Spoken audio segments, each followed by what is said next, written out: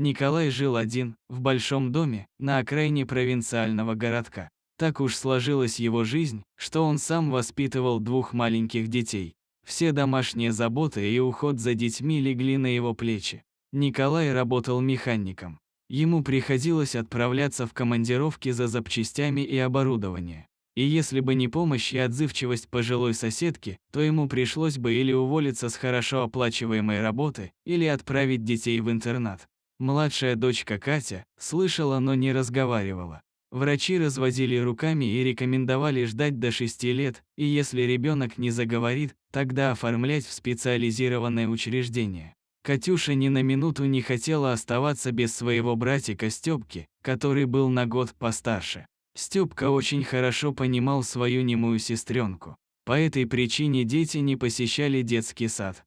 Во дворе дома, в своей будке жил большой, лохматый пес Бим. Грозный сторож, от лая которого дребезжали стекла в оконных рамах. Бим признавал только хозяина и пожилую соседку, не допуская особой бесцеремонности, как и положено сторожевому псу. Все остальные, кто был за деревянным, глухим забором и появлялся во дворе враги. Детей же Бим очень любил. Они могли залезать в его будку, кататься на нем верхом, держась за длинную густую шерсть, наряжать в старую куртку отца, в общем делать все, что угодно детской душе. Пес с удовольствием играл с детьми, поддерживая все ребячьи выдумки. Отец часто наблюдал, как дочка что-то бормочет на своем языке в ухо своему огромному другу. Бим внимательно слушал и отвечал действием, словно слышал команду. Пожилая соседка была очень надежным человеком, но старческие болячки частенько давали о себе знать. «Хозяйку тебе в дом надо, Николай. Я бы рада была тебе и по хозяйству помочь, да силы уже не те. Не справиться тебе без хозяйки», вздыхая по-старчески грустно говорила соседка. На ноябрьские праздники к Николаю заглянул проездом его бывший сослуживец. Друзья посидели за столом, поговорили про жизнь. А вечером мужчина пошел провожать друга на станцию. Коротая время, заглянули в вокзальный буфет. Буфетчица, милая женщина, средних лет, наливая пиво. «Привет», – улыбалась Николаю. Так он и познакомился с Ларисой. Мужчина стал частенько наведываться в вокзальный буфет, а поздними вечерами провожать подругу до старого, деревянного дома, где у нее была небольшая комната. Лариса рассказала, что она одинокая женщина, переехала в город из другой области. Николай пригласил подругу в гости. Лариса пришла нарядная, с гостинцами и подарками. Целый день она играла с ребятами, рисовала и читала им сказки. Катюшка со Стёпкой потянулись к этой веселой, энергичной женщине. Знакомство с Бимом не состоялось. Пес встречал гостью глухим рычанием. Не принял угощение, предложенное для заключения мира. «Ну, ничего, привыкнет.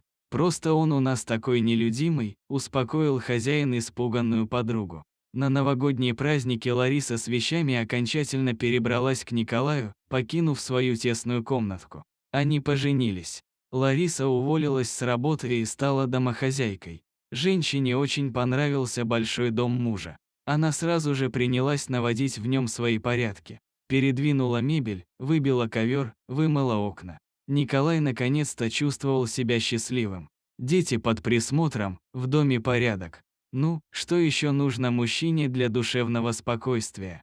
Ларису уже начали раздражать чужие дети, которые постоянно требовали внимания и отнимали практически все свободное время, которое у нее появилось благодаря удачному замужеству. Больше нельзя было посидеть с подругами за бутылочкой красного вина, знакомиться с мужчинами, ездить с ними на шашлыки. Со временем, забыв о роли заботливой матери, Лариса начала вымещать нарастающую злобу на чужих, надоевших ей детях. В качестве наказания за громкие разговоры или смех, она на целый день закрывала детей в крошечной, темной кладовке. Дети могли там только сидеть на полу, не смея пошевелиться от страха. Тетя Лариса запретила Стёпке рассказывать все отцу о наказаниях, пригрозив самой страшной карой. В дальнейшем дети научились уклоняться от наказаний и не попадаться тете Ларисе на глаза. Они убегали во двор и прятались в будке животного. Только под защитой грозного пса они чувствовали себя в безопасности. Пес ненавидел Ларису, не позволял ей даже приближаться к себе. Женщина жаловалась мужу. Она просила избавиться от собаки, но Николай даже слышать не хотел об этом. Когда мужчина был в командировках, к тете Ларисе приходили гости. Засиживались до поздней ночи, за столом ломившего от вин и закусок. Гости любили танцевать под музыку старых пластинок. Дети заранее убегали из дома. Голодные и заплаканные, они ночевали в будке животного, под теплым боком этого лохматого великана. Начались первые ночные заморозки. Николай рано утром уехал в очередную командировку. Проводив мужа, Лариса подняла детей, вымыла, нарядно одела и отправилась с ними по магазинам. Купили сладостей, игрушек и погуляли по улице с обновками. Соседи расхваливали такую заботливую мачеху, а дети радовались вниманию, подобревшей вдруг тете Ларисе. Когда вернулись, мачеха неожиданно закрыла их в комнате. Степка плакал, просил попить и покушать себе и сестренке. Так дети просидели до позднего вечера. Когда совсем стемнело, Лариса взяла легко не по погоде одетых детей, приказав молчать, и пошла с ними на прогулку. «Папу встречать», — говорила она. Катю всю дорогу пришлось нести на руках. Перейдя пустое шоссе и миновав придорожную лесополосу, они вышли к карьеру, где стоял пустой вагончик. В вагончике женщина связала детей и закрыла рот Степки. С трудом задвинул ржавый засов на двери, Лариса ушла домой. Пьяный мозг подсказывал ей дальнейшие действия. Лариса открыла настежь калитку, входную дверь. Разобрала детские постели, раскидала в комнате игрушки. Утром, когда Мороз сделает с детьми свое дело, она объявит тревогу, а теперь можно спокойно спать. Бим громко и протяжно выл. Эти звуки били по нервам Ларисы. Она привычно допила бутылку вина и уснула. Пес, прилагая огромные усилия, сдвинул тяжелую будку. Карабин не выдержал, и Бим исчез в ночной темноте. Семен, опытный водитель, бывший разведчик, ехал на своем грузовике, возвращаясь из очередного рейса по ночному шоссе. Усталый, он спешил домой к своей семье. Вдруг из темноты на дорогу выскочил огромный, лохматый пес и бросился к его машине. Каким-то чудом он не попал под колеса. Собака лаяла, а потом бросилась в сторону леса. Одолевшая сонливость исчезла. Он поехал дальше. Немного проехав, Семен в ярком свете фар совсем близко увидел молодую женщину в легком белом платье. Ее красивое лицо обрамляли мокрые, длинные волосы, прикрытые черным платком. Она оказалась прямо перед ним и стояла, останавливая машину с поднятой рукой, показывая в сторону леса. Огромный пес прыгал возле нее и сам бегал к лесу, возвращаясь обратно к машине. Потом они пропали в лесу. Так повторилось несколько раз. Обеспокоенный водитель, поняв, что что-то случилось, вышел из машины и пошел за собакой и женщиной.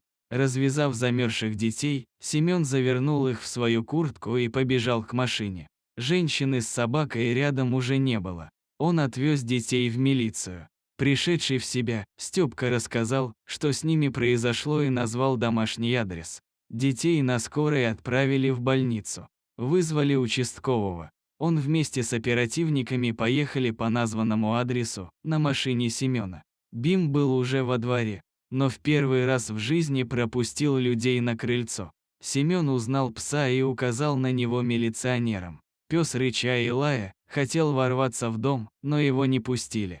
В доме милиция нашла нетрезвую Ларису. Она все отрицала, но вконец, запутавшись во вранье, под напором офицера милиции, призналась в совершенном преступлении. Начали собираться встревоженные шумом соседи. «Опишите, пожалуйста, женщину, которая останавливала вас на дороге и провела вместе с собакой на карьер», – попросил милиционер Семена, записывая показания. Семен встал и подошел к портрету молодой женщины и твердо сказал: «Зачем описывать, это была она». Соседи были в глубоком недоумении. Наступила тишина. «Посмотрите внимательнее, вы уверены?» «Как в том, что сейчас вижу вас перед собой». «Полностью уверен, это была она». Семен еще раз указал на портрет. Вернувшись из поездки раньше назначенного времени, Николай, узнав у милиционеров о случившемся, побледнел и схватился за сердце. Немного успокоившись, он рассказал, что женщина на портрете – это его первая жена Ирина, мать Степы и Екатерины. Она утонула около 3 лет назад, когда дети были совсем маленькими. Когда уводили Ларису, молящую Николая о прощении, из темноты выскочил Бим и вцепился в ногу ненавистной женщины, оставив ей огромными зубами память о себе и детях на всю оставшуюся жизнь. Кое-как удалось оттащить разъяренного пса от кричавшей преступницы. Оставшись один, Николай больше не мог сдерживаться. Он заплакал, как ребенок. Завел пса в дом, обнял и расцеловал его морду, оставляя на ней соленые капли слез.